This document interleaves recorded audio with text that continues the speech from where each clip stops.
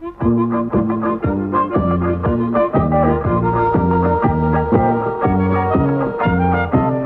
all over the countryside, ask the Leylands, ask the Leylands. Travel all over the countryside, ask the Leyland brothers. Whatever it is that you want to see, ask the Leylands, ask the Leylands. No matter whatever that happens to be, ask the Leyland brothers. Come on, be in it and join in the fun. Travel all over Australia.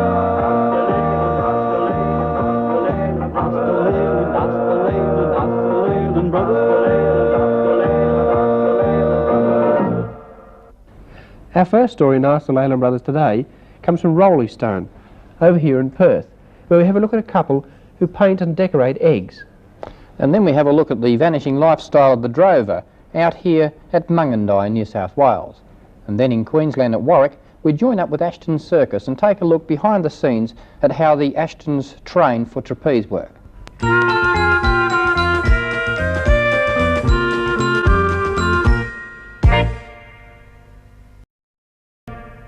We've come to Roleystone, which is a suburb of Perth in Western Australia.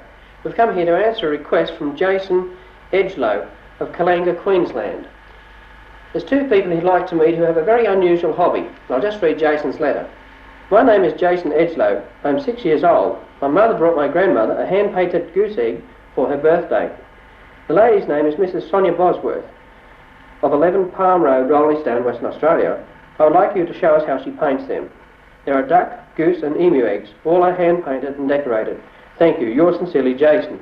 Well, I have a feeling Jason's mother might have written a letter for him. But anyway, Jason, for you, we're going to have a look at Sonia Bosworth and her husband Bruce working on these eggs. In the evenings and at weekends, Sonia and Bruce work together in a workroom above their home. Bruce has the delicate task of cutting the eggshells in half with a miniature electric saw.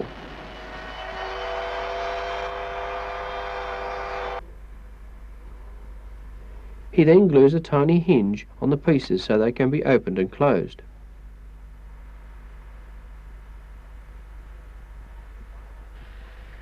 Five coats of spray enamel and the eggs are ready for Sonia to start work. Each egg is different, individually designed by Sonia. The eggs are lined with carefully folded satin. The idea for making eggs into caskets came from a magazine article they saw on an overseas trip last year. Sonia calls her creations exotic caskets. She prefers to work with these goose eggs because they are bigger than duck eggs and allow more scope in the finished ornaments.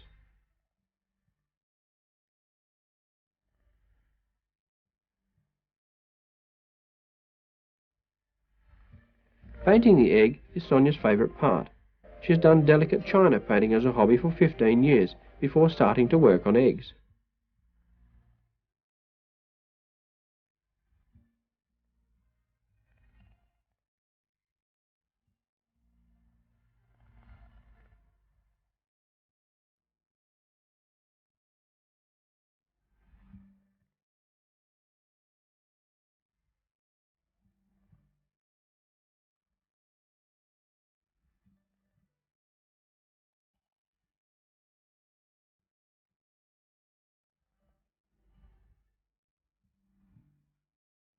Next comes the braid, which is glued into place.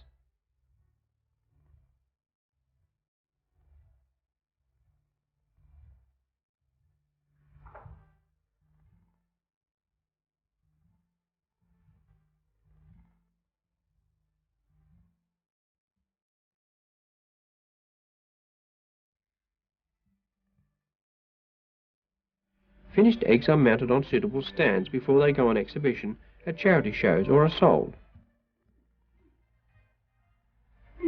Sometimes people come to the house and who have heard of me doing the eggs and come and have a look, and some of them buy them, take them back to the eastern states, or a lot of them send them to England and America. Is it just a hobby with you? It's just a hobby, yes. It started as a hobby. It's getting a little bit hectic sometimes, but it's good fun. Where do you get all the eggs from? It must be difficult to find so many eggs to work with.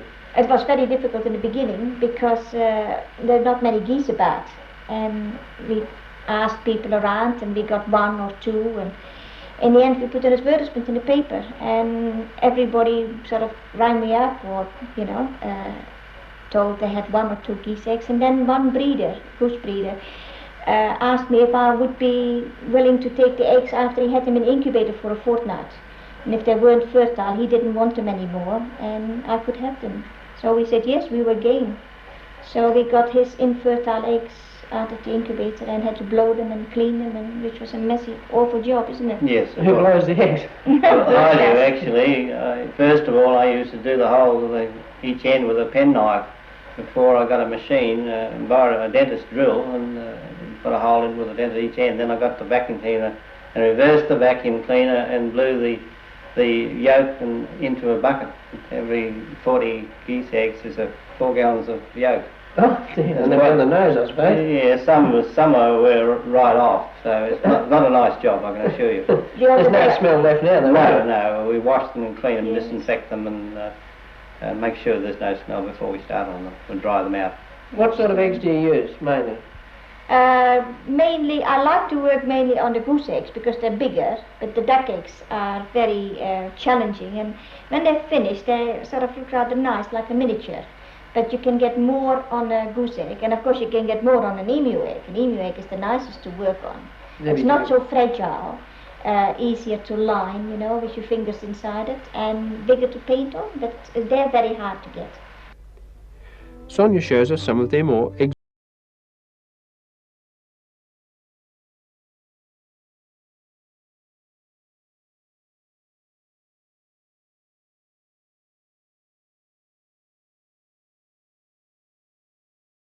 emu eggs lend themselves to many variations.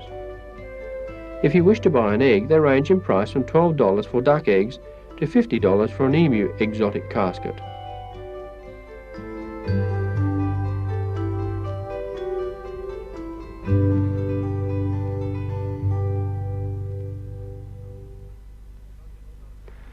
Sonia designed this egg especially for a wedding cake.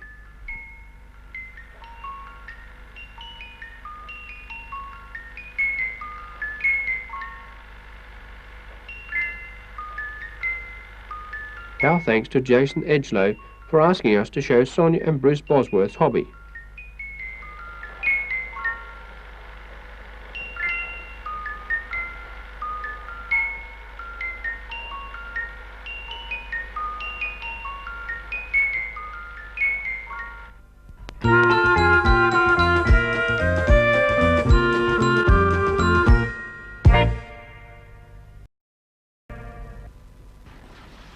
A letter from John Newland of Strathfield in New South Wales asks if drovers still operate in Australia, and if so, could we film one for him? And that request brings us to the stock route which runs alongside the road between Mungindi and Moree in New South Wales. Here we join Leo Cutmore, a professional drover for all of his life, and he's been operating his own plant for the last 25 years. Leo sets off with Kevin after a midday meal break, and his assistant Ken moves the truck, known as the plant, along the stock route for a few kilometres to establish camp for the evening.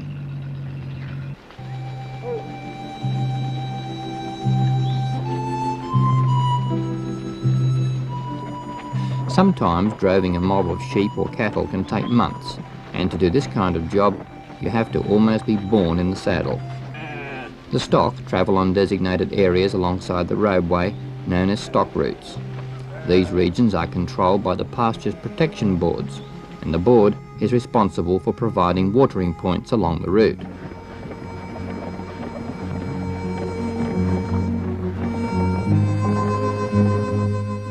Drovers must move a designated distance every day. With sheep it's 6 miles, and with cattle 10. A mob like this of 5,000 sheep move pretty slowly, and rounding at the back of the mob to keep them moving is a tiring day's work. Even though modern vehicle transport is frequently used to move large mobs to market these days, the stock routes are still used often when the owner wants to fatten them up a bit, for on many occasions the feed on the stock route can be better than the feed on the property from which they set out. Leo Cutmore quotes a fixed price to move the sheep over a fixed distance and must pay for any losses along the way. A penalty must be paid if he does not complete the total distance in the correct time for the trip.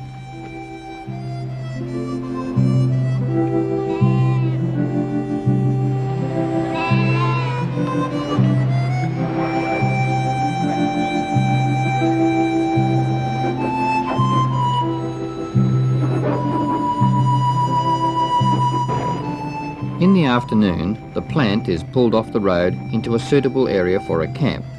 This spot is right next to a small creek with large pools of water in it. The sheep are anxious to quench their thirst after a whole day on the move and will not wander far from the waterhole during the night.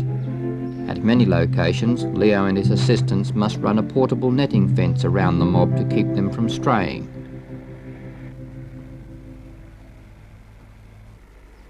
Leo and Kevin, having completed their day's riding, arrive at the established camp for a nightly stopover. But the work is far from over for the day. The evening meal must be prepared and the horses attended to.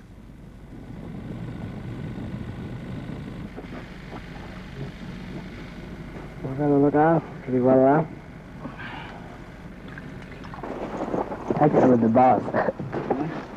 Take one.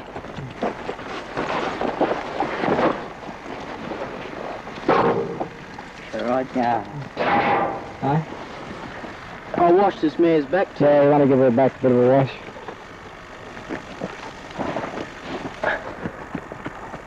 These old fellows going for the water.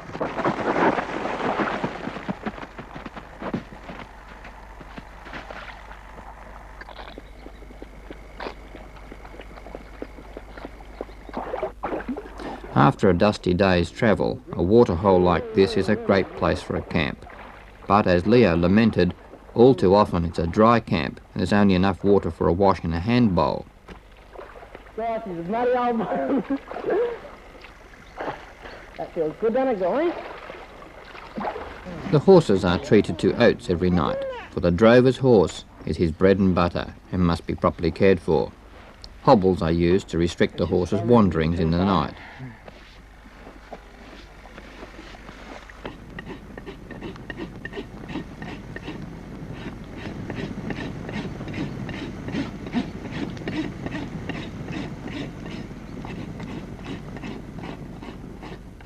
By the light of a full moon, Leo re-shoes one of the horses. The drover must be his own blacksmith and farrier when on the road, and often has to make repairs to saddles and riding gear.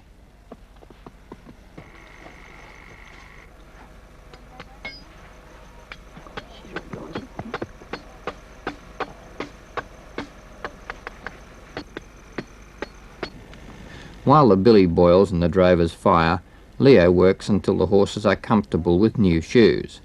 Only then does he stop to feed himself. Already it's late to be eating an evening meal, but as soon as it's over, the three drovers will lay out their swags to sleep under the stars.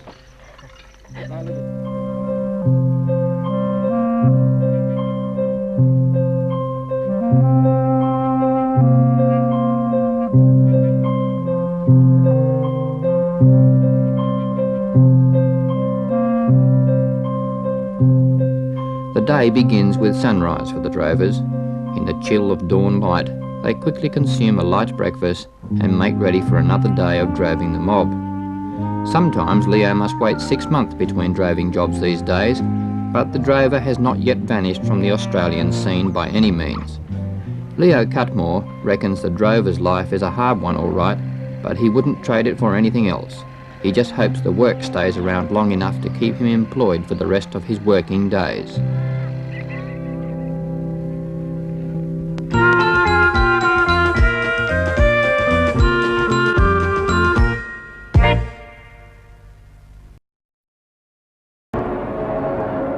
This is the tent for Ashton's Circus, and it's inside this big top that we'll find the answers to a question from Judy Murray of Southport in Queensland.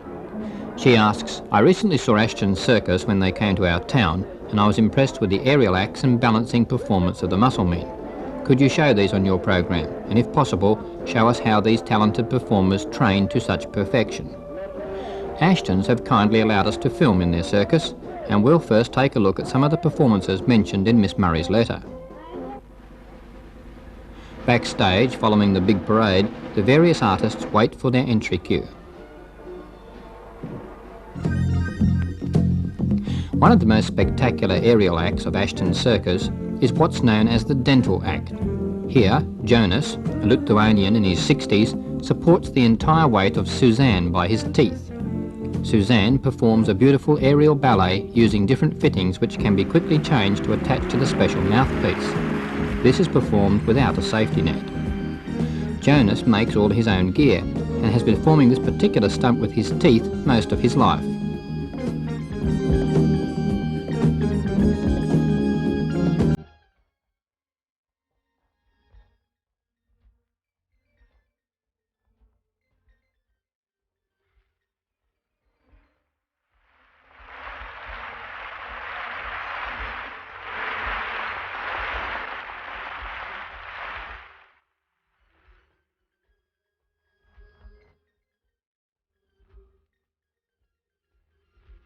The finale of the act is a spectacular spin of about 50 revolutions in 25 seconds.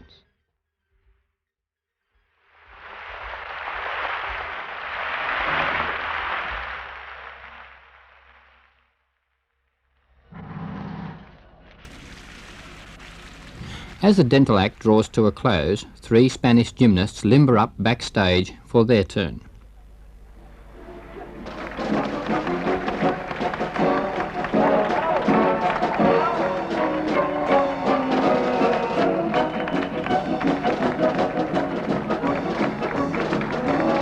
Jonas and Suzanne.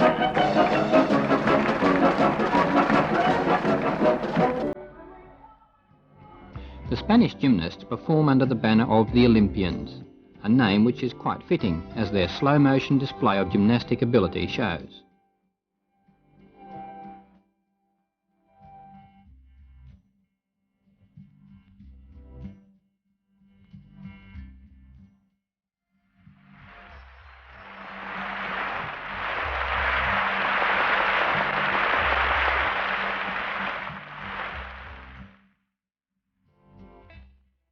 In between the gymnastics, they strike sculptured poses of artistic grace.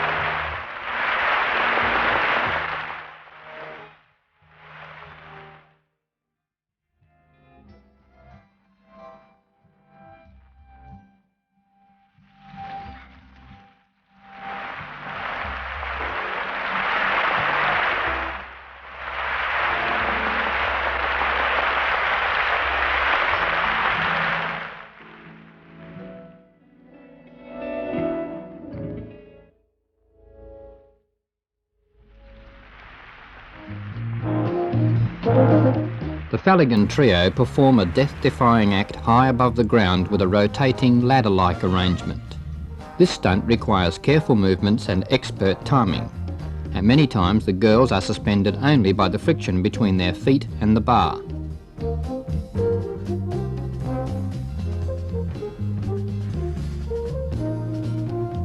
Of course, the performers in an act like this must have experience working high in the big top. And it's in the area of the flying trapeze that Ashton's Circus is famous. Get ready. Right.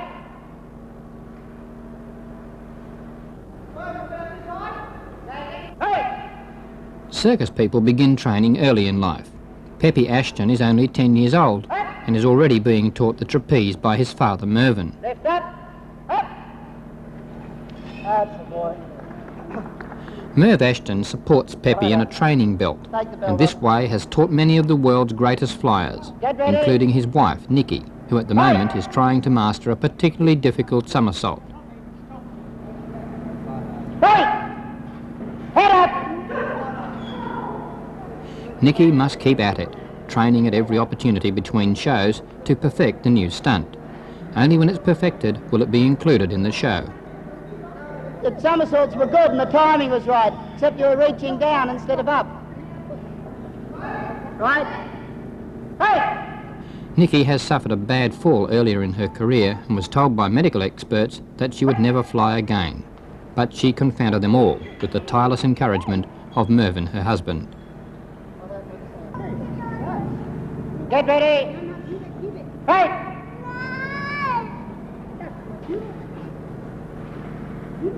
Right. Head up. Okay, that'll do. I think you're tired. Mervyn has a reputation of not only being one of the world's best flyers, but can teach it to anyone willing to learn the demanding discipline of the flying trapeze. She was all right. Both hands. Yeah, that was the best one of the whole lot. Well, do you think you jerked out of it, or was it just slippery up there? Oh, it was getting a bit hot. No, I had you, but So the other two, Nicky's right hand kept shooting out to the right instead of going towards you. At night, during the show, Nikki climbs the ladder to perform in the Flying Ashtons, always a crowd pleaser, and the climax to the 2-hour circus. Her first stunt is an over-the-bar catch.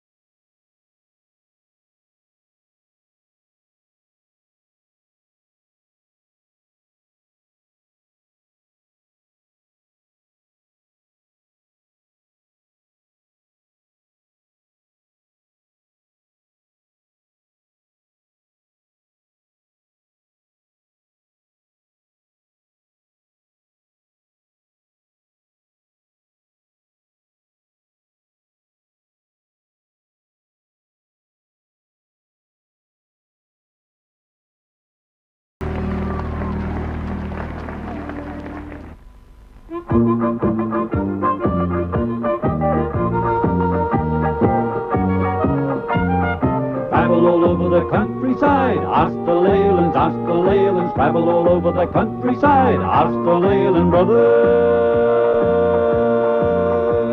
Whatever it is that you want to see, ask the Leylands, ask the Leylands. No matter whatever that happens to be, ask the Leyland brothers. Come on, me in and then join in the fun. Travel all over Australia.